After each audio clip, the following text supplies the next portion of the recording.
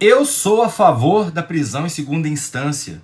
Não porque eu seja jurista, não entendo nada disso, mas porque eu sou a favor da justiça e porque eu acredito em benchmark. Vou explicar. Salve galera, eu sou o Maurício Ricardo, inscreva-se no meu canal, ative as notificações, dê o seu like, seu dislike, data vênia, claro, jurista, deixe aí seu comentário. Olha, eu sei que por trás de tudo isso tem uma coisa muito séria que é prisão injusta das pessoas. Ninguém quer ver pessoas sendo injustamente presas. Mas é um pouco mais complexo quando a gente pensa que só a letra fria da lei não muda muita coisa quando se tratam de diferentes tribunais em diferentes estados, que têm diferentes reações, diferentes velocidades. É sobre isso tudo que eu quero falar aqui.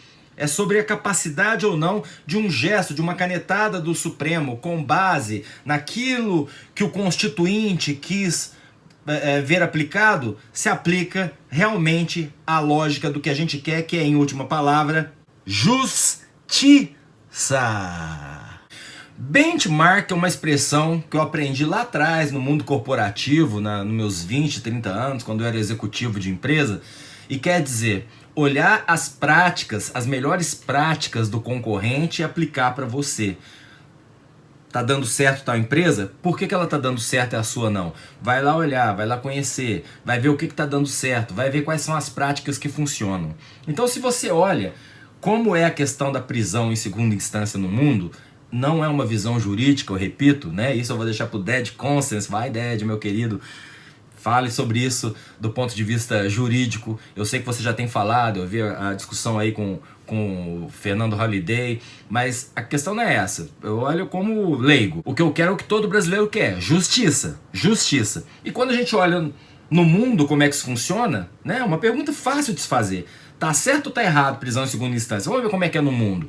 Eu peguei uma reportagem da Folha, que eu vou deixar aqui, que tem como fonte o trabalho sério da subprocuradora da República, Luísa Cristina Frisch-Kainsen, coordenadora da segunda Câmara de Coordenação e Revisão Criminal do Ministério Público Federal.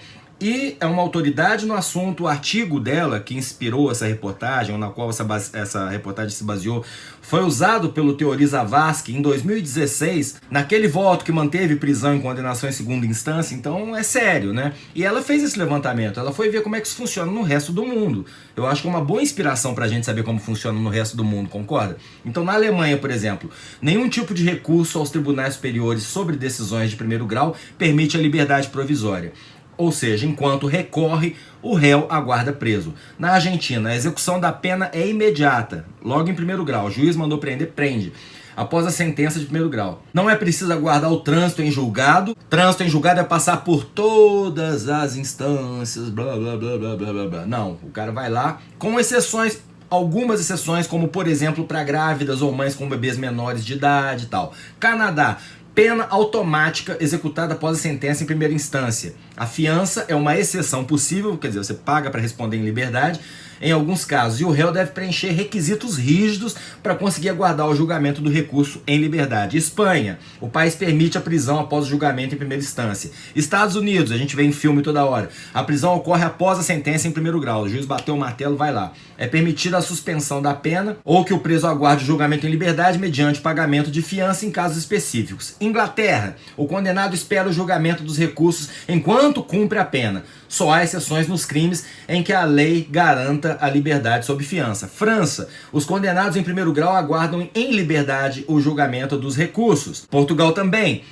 Os réus condenados em primeiro grau aguardam em liberdade enquanto não se esgotarem os recursos. Só que tanto na França quanto em Portugal esses recursos são rápidos, o que não deixa a população com aquele gosto de justiça que não foi feita. No Brasil, só para vocês terem uma ideia, o tempo médio de julgamento de uma ação em primeira instância é de 4 anos e 4 meses. É o que demora para um juiz de primeira instância proferir sua sentença. Isso é média. Pode chegar a 1 ano e 9 meses no Rio e em Minas, ou a 7 anos no Recife, segundo as minhas pesquisas. Não sou jurista, mas tenho certificado em Harvard. Então a gente tem duas maneiras de ver isso, porque a justiça no Brasil não funciona. Uma é: tem recurso demais. A outra, a justiça é lenta demais. Eu tendo a crer, como a doutora Luísa Cristina, que o problema é excesso de recurso. mas que também é lenta demais. Ainda na matéria da Folha, cujo link eu repito, eu vou deixar aqui, ela diz que é preciso iniciar um debate sobre o excessivo número de recursos disponíveis no direito penal brasileiro. 30 tipos de recurso no processo penal brasileiro. É óbvio que se você tem advogados bons e mais dinheiro, você consegue empurrar com a barriga a sua prisão indefinidamente. E se você é pobre, você tá ferrado. Você não consegue nem sair da prisão quando acabar sua pena, porque é tão bagunçado o negócio que ninguém vai chegar a bater lá e falar: oi, beleza? Acabou sua pena, vem sair aqui. Não. Ai de você se não tiver um advogado para estar acompanhando lá fora. O que tem de gente presa no Brasil que deveria estar na rua, por várias razões, não se conta. Então é uma justiça injusta, é uma justiça que beneficia rico. Sim. E aí vamos ao caso político, porque toda essa discussão que está tendo agora não está preocupada com o cara que foi pego com um pouquinho de maconha, nem com o cara que roubou um supermercado, enfiou aqui debaixo da blusa e saiu com um pacote de macarrão e 1 litro de leite. Não, a preocupação naturalmente é o julgamento do Lula. Aí eu te digo, vocês acham sinceramente, no Brasil, nesse país nosso, como ele é, que existe uma ligação direta entre número de recursos e justiça sendo feita? Claro que não, a justiça muitas vezes é corporativista e quando chega na mais alta corte, chega numa alta corte altamente politizada porque são indicações políticas. Naquela época em que o TRF4, que é o Tribunal Regional Federal da 4ª Região, manteve a condenação do Lula, o que o levou à prisão, na mesma ocasião, a então Procuradora-Geral da República, que é a Raquel Dodge, pediu para o Supremo para arquivar o inquérito que investigava o José Serra, senador pelo PSDB, por suposto recebimento de Caixa 2 na campanha presidencial de 2010. O que de fato aconteceu, foi arquivado. O inquérito contra o Serra foi aberto em agosto de 2017 a partir de delações premiadas de executivos do frigorífico JBS. Mas a Raquel Dodge afirmou na época que o caso prescreveu em 2016, um ano antes das investigações começarem, porque, mesmo recebendo 6.400.000 reais da JBS, segundo a delação, via Caixa 2, o crime prescreve em 12 anos esses que são reduzidos pela metade quando o réu tem mais de 70.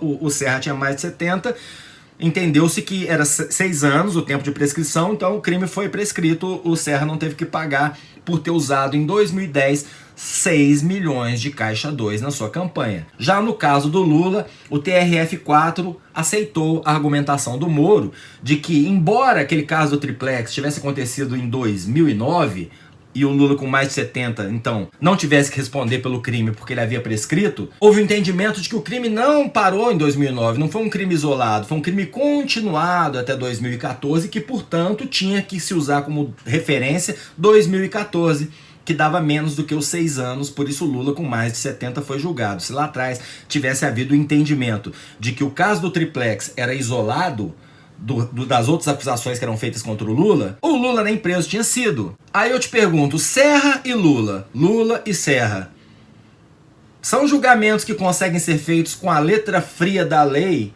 sem clamor popular e sem envolvimento emocional ou pessoal do julgador? Eu acho muito pouco provável, porque somos todos cidadãos brasileiros e estamos falando de grandes personalidades da República. Então tem uma questão subjetiva aí que não tem nada a ver com a lei. Não tem nada a ver com a lei. Esse tipo de entendimento muda. Este é um vlog de opinião de um cidadão brasileiro, tá bom? E a minha opinião, que não é jurídica, é injusto, é absurdo impedir prisão em segunda instância. Veja bem, um juiz muito bem pago pelo povo, que passou num concurso muito difícil, falou: esse cara é culpado. Depois vem um órgão colegiado e fala: esse cara é culpado. Pô, tá bom, não tá não? Tá bom, não tá não? Porque se não tiver, não, tem que ir pro superior, depois tem que ir pro Supremo. Meu Deus do céu, então as coisas teriam que ser mais rápidas para que a justiça seja feita. Porque já dizia o grande jurista brasileiro, data vênia, Vossa Excelência Rui Barbosa, justiça atrasada não é justiça, senão injustiça qualificada e manifesta. Porque a dilação ilegal nas mãos do julgador contraria o direito escrito das partes e assim as lesa no patrimônio, honra e liberdade. Os juízes tardinheiros são culpados, que a lassidão comum vai tolerando. Eu levo jeito, eu fiz 1 ano e meio de direito, só não terminei. Então é um absurdo, tá bom? Querem consertar algumas coisas erradas aí, querem resolver o problema do Lula. Olha, não é por esse caminho não. Não é por esse caminho porque não é justo. Se é legal, se é constitucional, não sei, só não é justo. Eu sou o Maurício Ricardo, inscreva-se no meu canal, ative as notificações, dê o seu like ou o seu dislike, deixa um comentário aí. O que você acha disso? Tamo junto.